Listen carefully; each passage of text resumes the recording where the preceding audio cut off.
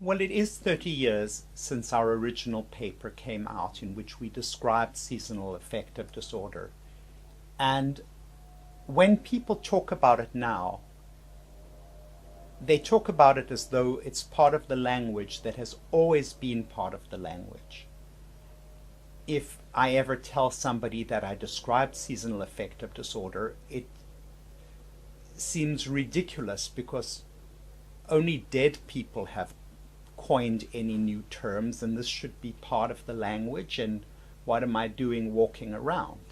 is the kind of response that I get. So 30 years makes a very big difference between a novel syndrome that hardly anybody has heard of and a syndrome where there are 3 million web inquiries every month about the condition. So what will happen in 30 years? I think in 30 years it'll just be accepted